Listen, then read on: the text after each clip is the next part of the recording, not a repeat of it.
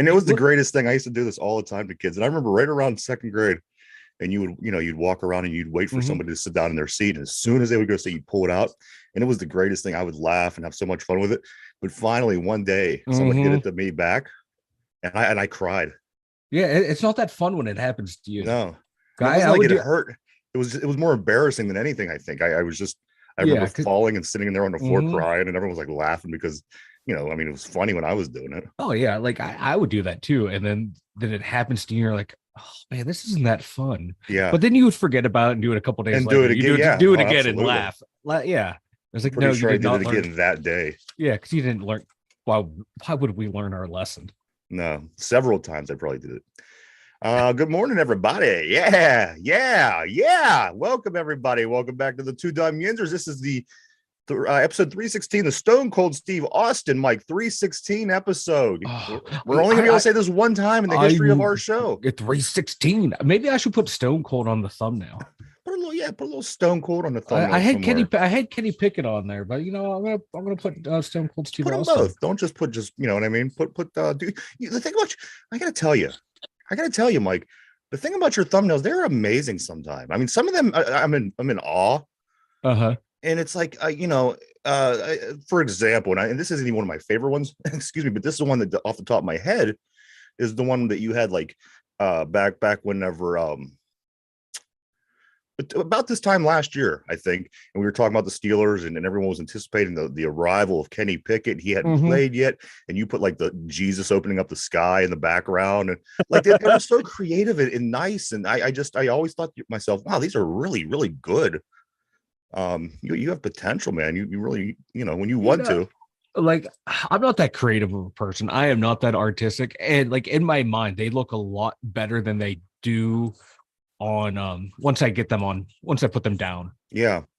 And they don't look as good as they should. So I get real like There's some that were amazing. Like the ones where you have like, Coach Tomlin, and then over here you have this player, and over here you have that player. They were nice. They were really nice. Yeah. Like I try not to have a lot going on the thumbnail because I don't want it to be too distracting. No, I think a lot going on in the thumbnails is cool, and I know what you're saying. I totally get what you're saying. Yeah, because it's like what I see like right now, I'm trying to figure out where to put Stone Cold on here. Where am I supposed to put Kenny? Because I have an idea how I wanted the thing to look. Yeah, so like one of them might have to go. Or I would just need a better picture of Stone Cold. It's like it bugs me. It bothers me. I can't get it the way I want it. And too bad you couldn't make it like Dick Mountain getting Stone Cold stunnered by like a Texas Ranger mascot or something, I'm not that good. Well, hey, don't count yourself out. Good morning. Hey, what's up, Derpy? How you doing today, my man? Derpy. Is Derpy still asleep? Let's see. I thought I was unmuted. I'm doing good. Good. Oh, this guy right here, he shows up 45 minutes late to his shift, and this is what he does to us. He's the guy at work that shows up late and then takes forever to get his work boots on. Oh God, yeah, you know what I mean? Forever to get the day going. And you walk and you go. Then it's the first one to go. When's break? And you walk away for 3 or 4 minutes. You come back and they're still putting their boots on, and Derpy. Guys. So today is 316. 316. Are you familiar, Derpy, with Stone Cold Steve Austin? Yes, I am. Today is episode 316. It'll never be 316 ever again. If you're familiar with Stone Cold Steve Austin, Austin 316 says what, Mike? I just whooped your ass. So today is a special day. We're not even going to do anything with wrestling, but you know what? You cannot pass up the opportunity to talk about Stone Cold. You can't. What? Oh, I'm about to, what? Which might be the greatest thing ever. What? Like, that whole how he came up with the what? Yeah. Was like, he left a voicemail to Christian and was entertaining himself by going, what? And Christian's like, yeah, I'm backstage and I hear his interview. He's in the ring and I hear him go, what? And Christian's like, oh my God, no, is he really? He got what over? He was amusing himself and decided to put it in the ring. And people still say it today. Oh yeah. Like Roman Reigns were out there cutting a promo and he's here, what? What? And that's how you have transcended the business. You and then people still say it like outside of wrestling. People go, "What?" Or that's the bottom line. Stone Cold is quoted to this day by people who don't even know what wrestling is. No, you're right. I love it. Let's start off with this first. The Boston Celtics, they were on the brink of elimination. Yes. 3-0 to Miami. Boston brings it. They says we're not going home. We're not getting swept like everybody else seems to be doing. Boston Celtics win the game 116-99. Make it 3-1. Miami. Game 5 coming up tomorrow. They finally decided to show up. Yeah, one of these. Is it too late? It might be just a little bit too late. It's hard to come back from that. You're down 3 now. You got to win 4 straight games against somebody that just beat you. You haven't beat them at all. Yeah, like I was talking with the dude at work. I was like, they might win 2 in a row. You get that little run. You see it all the time in baseball, basketball, hockey. When the team's down 3-0, they win 1, they win a second one. That's like, oh, can they go? And then they get curb stomped in game 6. That's it. Yeah. Now, if it goes game 7 and I'm the Heat, I'm worried. I'm worried. Like, what have we done wrong? We had them on the ropes. Then all of a sudden, you can't do anything against them. That if they lose game 5, I'm the Heat. I'm not worried about them. They lose game 6. That's when I start to worry. But I think this might be the last hurrah, the death rattle of the Boston Celtics. I think, Mike, that what you see a lot in a situation. Let's just say a team does come back a little bit. Mm-hmm. Like let's use this series for an example. Miami's up 3-0. Boston wins 1. So now, okay, Boston kind of, they got a rhythm. They figured out what they had to do to win this game. They won it pretty handily, 17 points. Now is the time when Miami counters. Mm-hmm. They take everything that Boston did in this game. They figure out they break it down, figure out how to stop it. And now the burden again is on Boston because now we have to figure out a way again how to duplicate what we just did to get that first one of the season. At this point, it's very difficult for that team down 3-0. Like I said, just psychologically preparing everything that goes into it. It leans in the favor of the team that's up 3-0 because, like I said, even if Boston goes in and changes something, then it's going to be the Heat's turn to counter it. Yeah, at some point during the series, which is going to make it almost impossible for Boston to get back in this. But you know what? They're keeping it interesting. One of these games, at least one of these games in the conference finals between the NHL and the NBA, finally the other team finally got a win, Mike. Finally. We've been waiting for how long now for someone else? A little bit of drama, a little bit of suspense in the NBA. Now we're gonna have to hear this LeBron. Is he gonna retire? Is he not gonna retire? Now we gotta hear. I love it. Give me. I hope because then the Knicks wins the title. Yes, everyone up. I would be all for a Knicks title. I would. Like LeBron though. LeBron has that look. That of will like shut everybody up if he goes to win the title for the Knicks. No, people will still talk. It's sports. Sports people are always going to talk shit. Knicks. It'd be great. And LeBron doesn't LeBron look like that guy who wants to retire? But he doesn't want to retire. He looks like he wants to. Like physically, so he it's looks Brett like Favre. No. Physically, he looks like you're right. I want to retire. Language. The body is saying yes, but the mind still wants to go. He's in that weird phase. But we saw he was still able to play. But does he want to put his body through that another 82 game season? And we saw it with Ben. Towards the end, he would his body language of you could tell he's still mentally can do it, but physically not what he once was. And once you get to that point, it's hard to keep coming back year after year.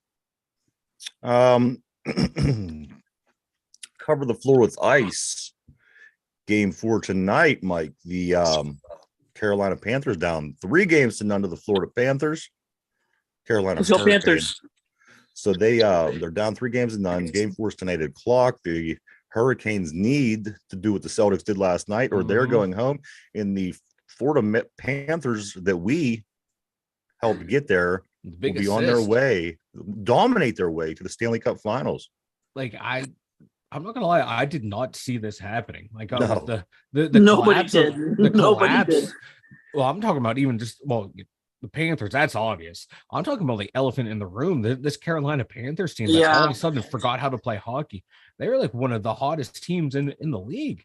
And that was it too. Whenever they beat Besides Boston in the Boston. first round, Yeah. you say to yourself, okay, well, that happens. These Yeah. President Trophies teams, they go down often to a lower seed. Let's see, Florida's going to get knocked out. And then you Yeah. see they get into the third round. It's like, well, they have Carolina. This is the end of their road. So, I mean, one of two things are going to happen. They're going to be that Cinderella team that goes and either goes all the way. Like I said, you cannot win this cup without thanking the Pittsburgh Penguins. Exactly. Come on. Yeah, but I'm looking at you beat the Blue Jackets or the Blackhawks. This isn't even happening. Yeah, but this Carolina team, man, they were a fun team to watch in the regular season. They could do no wrong, and they weren't like Boston where they ran away with the division. They were battling for first. They battling the Devils all year long, and the Rangers as well. So this team was like battle tested, ready to go for the playoffs, and this Panthers team, man, turns out they were the truly battle tested because they've been playing playoff hockey since like November. Yeah.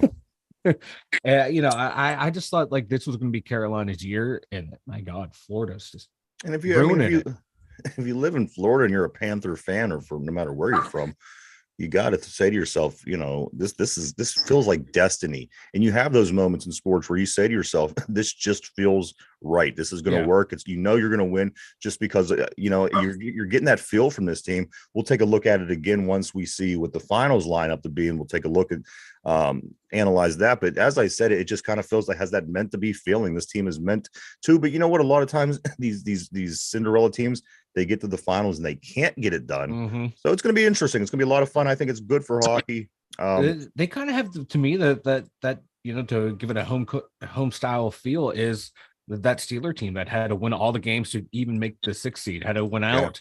And then they go on that run, and that's just what they feel like. And if I'm a Florida Panther fan, I am just enjoy the ride. Yeah, because you weren't supposed to make it this far to begin with. They need a Ben shoelace tackle kind of moment in the series. The Panthers come back, make it 3-3, and then Florida will win Game 7. Yeah, that's what it's going to have to be. I may actually have to watch the cup. I just hope none of these finals get to the finals and that turns out to be a sweep. Yeah. I don't want to sweep in the finals. Like as a fan, I don't want to sweep. If it's my team going, hell yeah, I want that sweep. Absolutely. No, but no, if I'm watching it just as a fan, like I don't want that. No, hell no. I want hockey to keep going. I may actually watch this. Sorry. All right. No. You're good. I was trying to throw it to you. Yeah, but you want to watch them go. You better watch it. I want to watch. If it's Vegas and Florida, I might actually have to tune in for this cup final. Oh hell yeah! Because that's going to make everyone so mad. I love it. Yeah, that's great. I love that. I love that in sports. I've always loved that in sports. And as Derby mentioned, the New York Knicks. If the New York Knicks would go all the way, I would love it. They're just a team that they never in my life were good enough to get it done.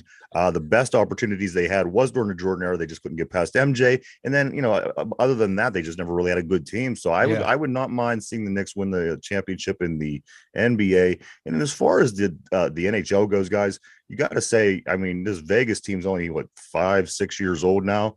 They've already been to the cup. They make a good run every time. You got to like what they're doing in Vegas. They're running a good ship down there. So I think that Florida, Las Vegas Stanley Cup Finals will be a lot of fun for everybody. Me too. And oh my God, I forgot they had Jack Eichel who flamed out in Buffalo, wore out his welcome, and now people hated him just the way he acted in Buffalo. To him to come back and win the Stanley Cup, that would be drama in the hockey world. Yeah. I totally forgot Eichel went to Vegas.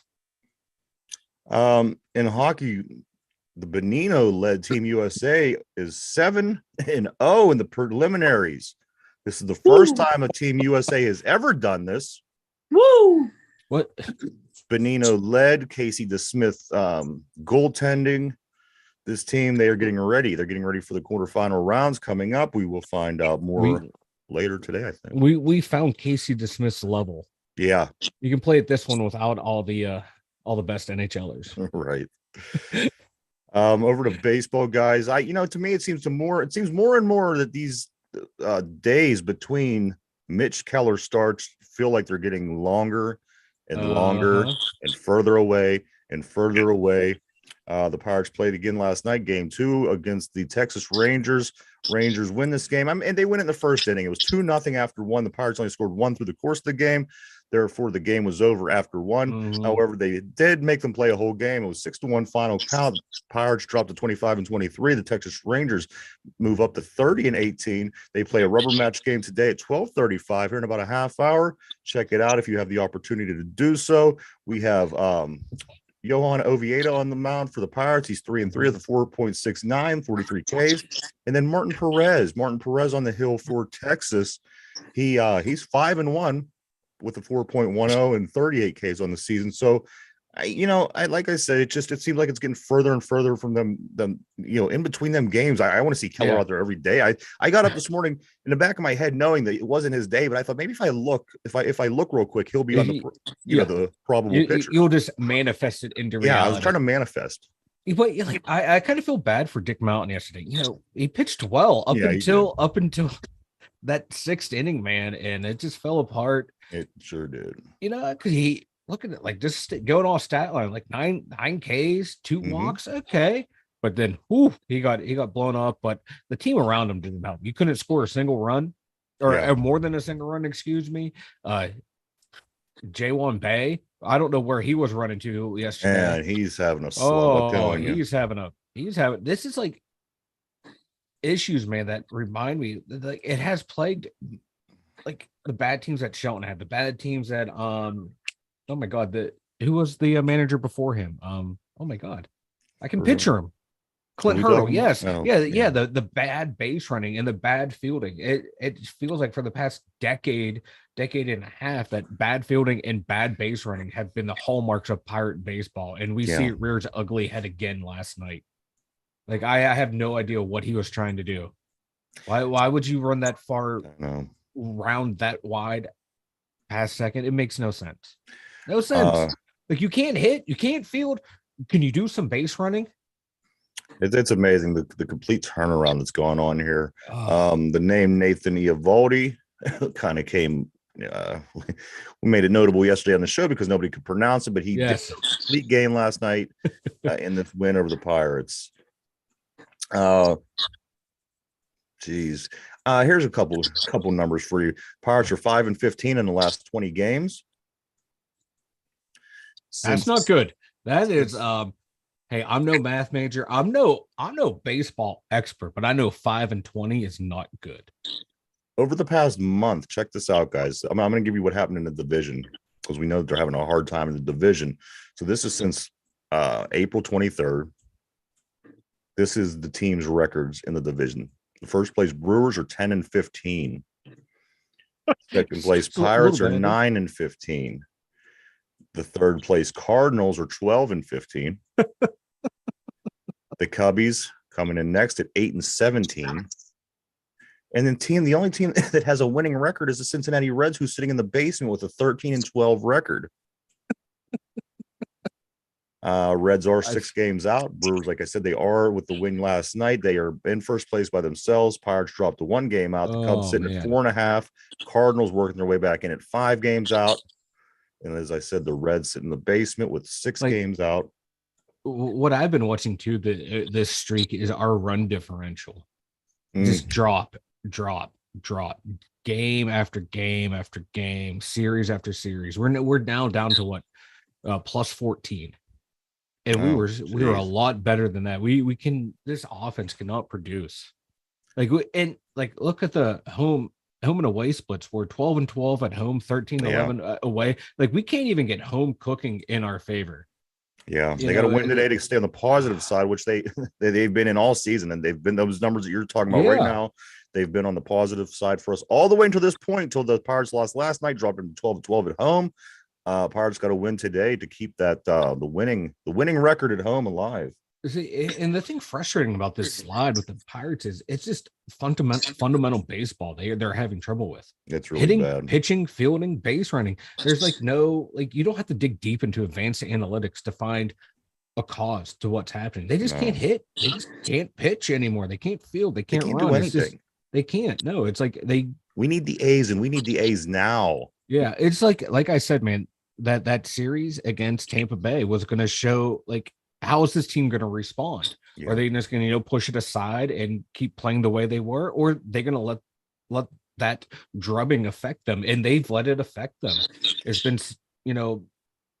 an entire month they've let that 3-game series ruin their entire season. Basically, it's just weird. You would think like the manager would find a way to rally the troops. That's why you're there, not just to matchups, like rally the troops. What's going like if this was Tomlin or Mike Sullivan, people would be going like, what's the coach doing? What's the manager doing? What is Shelton doing? Yeah, that's what I want to know. Speaking of, Mike, you mentioned the Devil Rays. Boy, did they take a beating. They lost to the Toronto Blue Jays yesterday 20-1. Woo! That's almost like what their record is. You know what I mean? That's so. And their and they still have the best or second best run differential in baseball. As Derpy that's says, just baseball, fellas. It's I was just gonna say, as Derpy says, it's 162. That happens. Yeah, baseball's weird like that. That's why it's a beautiful thing. Baseball, but it happens in every sport like this, though. You see it in hockey where team will get blown out 6, 7, 8 goals, and next game they play, they're the hammer. Some days you're the hammer, some days you're the nail. But yeah. Oh my God, they gave up 9 runs in the ninth. Yeah. I was like, I think they give a lot of home runs though. Let's see. But that Toronto team's nothing to laugh at, though. They had 4 home runs. So the Pirates, they do finish up the series with the Texas Rangers today. Again, this is in a half hour from right now, and then there'll be off to play Seattle. There'll be Friday night will be game 1 of that series. The Rays had a right fielder in there pitching. Yeah, that can't help. No, he gave up 7 earned runs. But then they go down to San Francisco, so it's not going to get any easier anytime soon. We come home at some point. We do get the A's and then the Mets, so hopefully we can take advantage of that A's series. Maybe get Mitch could get a win here and there, but it's not looking good, guys. We are going into June. Hopefully they get it turned around. Real quick, the Rays also had a catcher pitch. He pitched a third of an inning, 3 earned runs for an ERA of 81. Jeez, that is great. That is great. I love it. Over to the pigskin. Marcus Golden. Any scoop on him? Anybody? Did anybody hear anything on Marcus Golden? Nothing. Coming in yesterday for the interview to visit with the Steelers. I've heard nothing. And normally, in Steeler fashion, if you leave without a contract, you're probably not going to be signed. But that's what they say. That's normally what they say. We saw it. We seen it a lot. Guys come through if they weren't signed, you never see them again. But you never know. I'm hoping hopefully something gets worked out. The or JJ Watt's competition is heating up. The line competition. I'm starting to see a lot of video, a lot of highlights, a lot of things from the OTAs. I'm enjoying it. I'm getting to see Calvin Austin, the third, zip around the field. That's a blast to watch. Get to see Dan Moore do a false start in a pass blocking drill. You get to see the offensive line. They're down there. They're in the trenches. This is going to be one of the biggest competitions, and that's what's going to make this line great. I think is because you have guys that want these positions, and you have other guys that are probably going to get these positions. They're going to fight. They're going to work hard. They're going to build a relationship with one another through this whole process. This team has a family feel, and when you get that team in sports, and if they could keep it, that's the thing. That's the thing. You got to be able to keep those vibes, keep that family mentality, because when you do that, you tend to play a lot better. Teams are more successful. And, I'm getting that feel from this team. I got this feel from this team as the season ended last year, through the offseason, everything that just happened through the offseason into these OTAs. It's feeling really good with these guys. I'm like I said, getting an inside feeling about this team, guys. I'm really excited. When then now seeing the guys out there participating, Washington, everybody, it's just, you can't wait. I can't wait. I do want to say, I don't know if you guys saw, Dan Moore took it upon himself, without being told by the Steelers, this offseason, he was working on taking snaps as a right tackle. So on, hand placement, footwork, and everything he can do off, outside of the team practices, he was working on making that switch. They didn't tell him to. He did it on his own.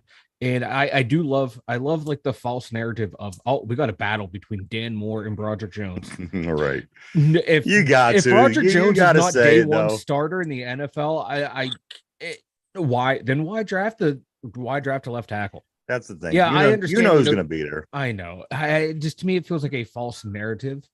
Like you don't draft someone that high, don't trade up for him to not start him. On the other hand, Broderick Jones was named the Steelers' most dangerous new addition in 2023. That's cool because you know what? I think we have I think we have some dangerous additions. I think that a lot. You know what I mean? I'm very, very excited, guys.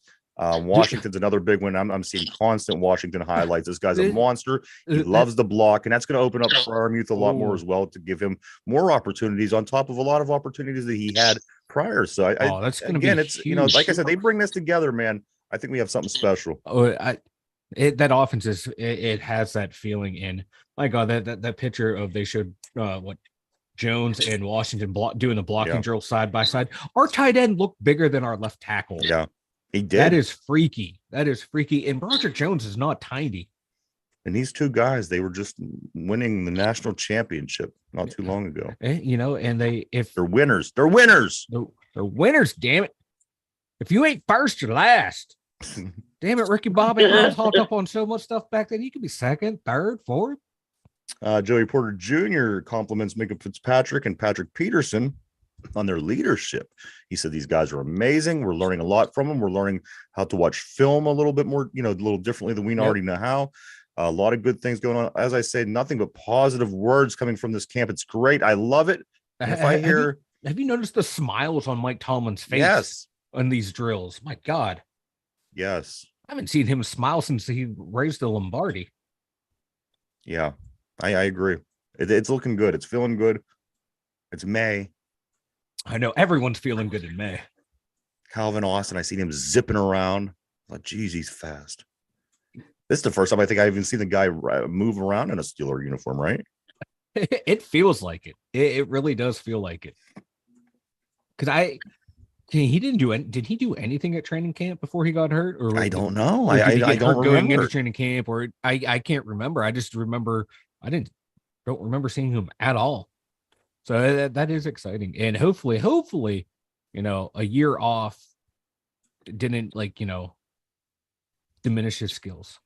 I tell you what, I think that it's going to push him even harder. I really do. He was hungry. He's hungry, and I think he's going to be even more hungry now. He's back at it. He's with the guys. There's a lot, like I said, the vibes are positive, and I think this is going to be beneficial to a guy like Calvin Austin. And between him and the other additions and the possibilities of, bringing in receivers that was just played a season in the XFL, there's so much good vibe to this, man. And whoever makes it, whoever doesn't, I don't know what the final result of that's going to be. But as I said, that these guys, if they keep playing off each other, feeding off of each other's energy, it's going to be a really great season for us. No, I said hump everything. I always forget that it's coming at the end of the day. Mike, why don't you go tell everybody about the website? Yinzers.com, the number 2 DUMYINZERS.com. You head on over there. There's links for YouTube, Spotify, Anchor, especially if you click on the Spotify one that has a link for every single episode of the Two Dumb Yinzers. You can follow the evolution of the show. There you go. That's really all I got. Oh, don't forget the merchandise stores there as well. Buy your Bob Nothing merch, baby. The value of the Bob Nothing merch is going up because the Pirates are going down. So keep that in mind. It's like the stock market with this. Yes, and the Dick Mountain design was denied. Too phallic. Mike is working hard on the Dick Mountain design. Go check it out, everybody, over www.2Yinzers.com. A lot of cool things over there. We are on 7 days a week now for our summer schedule, where we start at 11:30 a.m. every day, 7 days a week. The show that we do that day gets uploaded over on Spotify at 8 o'clock in the evening in podcast form. If you want to check it out, only in audio, you can do that by checking that out after 8 o'clock over at Spotify. Guys, we have our last Texas Rangers trivia of the week of the year. Thank God. It's not easy, but it's not hard either. And unless you know, you're probably not going to know. But let's give it a go. Here we go. You ready, Derpy? Yeah. Derpy was born ready. He was born ready. Here we go. If that made sense, what I just said. All that babble with it, I just said It made no sense whatsoever. I didn't think. What were the Texas Rangers originally named? What were the Texas Rangers originally named? Let me give you a hint, guys. The Texas Rangers were another team. They were granted an expansion team, but this team was leaving its city. So they got this team. And then by the beginning of the next season, they debuted as the Texas Rangers. So I'm looking for the name of the original Texas Rangers team. Oh my God. This was an already existing team. Texas Arlington gets granted an expansion team. This team moves there. Wow. The following season, they're debuted as the Texas Rangers. What's this in my lifetime? 1971. Oh, okay. So this team in 1961 was created. They were only in that city for 10 years. Damn. And in 1971, they became the Texas Rangers. I'm going to start with Derpy. Derpy. Yes. What were the Texas Rangers originally named? Hmm. And you got to say to yourself, you got to say to rough. yourself, okay, well, that's an idea, but was this this is a name that I've ever heard? This obviously this team was not a team in my life because 71 was the year, but I've heard of this team. I could give you that. I've definitely heard of this team prior to this. You want to give it a shot, Derp? Yeah, right? This one's rough, bro. Derpy. This is a joke, so I'm going to go the Texas Conservatives. The Texas Conservatives. Is that going to be your final answer? Yeah. I'm going to go with the Washington, D.C. Senators. The Washington, D.C. Senators. So you're saying that the Texas Rangers were the Washington Senators Yes. and then switched to the Rangers. Is that your final answer? Sure, why not? All right. God, trying to remember baseball trivia from Come on, the that 60s was and that's even a 70s. joke, though, fellas. Come on. That was good, Derpy. I laughed on the inside, Derpy. So the question of the day is this, the last Texas Ranger question. Because finally the Pirates are moving on from this disaster. What were the Texas Rangers originally named? Again, this was a pre-existing team. Arlington gets granted the expansion team. This team comes to their city, changes their name to the Texas Rangers. This happened in 1971. That team only existed 10 years prior to this. Derpy says the Conservatives. Freaking nut. Mike says the Senators. Both good guesses. Final answer on this one, guys. What were the Texas Rangers originally named? It was, Mike. It was the Senators. Wow. No way. Yes, sir. It was the Washington Senators. You know what? The only reason I knew I took that guess is like you're like, oh, I heard this team before, and I'm like, Yeah. I'm pretty sure DC had a team back in the day, so let me just throw it out there.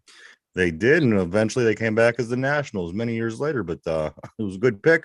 You know, and as I tried to do, like I said, it was one of these questions. If you know, you know, and if you don't, you don't. So I wanted to try to get enough out there as far as the hints to, you know, help you guys. So hopefully that helped a little bit. But you did nail that one, Mike. You nailed it. It was the Washington Senators. See, conservative thinking doesn't always work. Right. Derpy, Yeah. I'm sure there You're were getting conservative muted. senators. So That was a joke.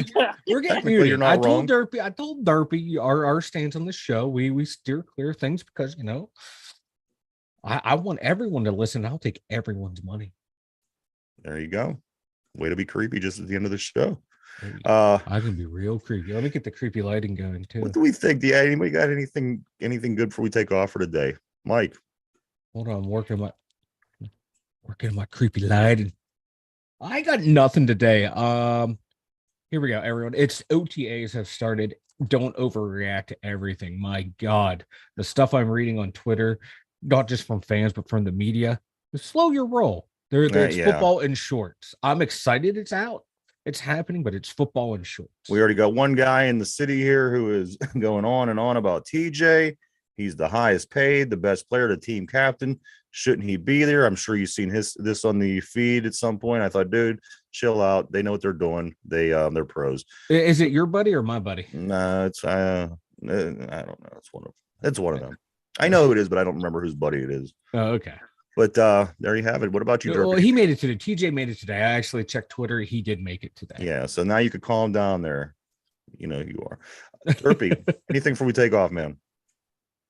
Wasn't today Wednesday? It is. You want to hear hump day again or no? All right. Yeah. Yep, I would like to hear that and close it on that. All right. That's your closing. That's your closing statement. No, not really. Oh, so you have something.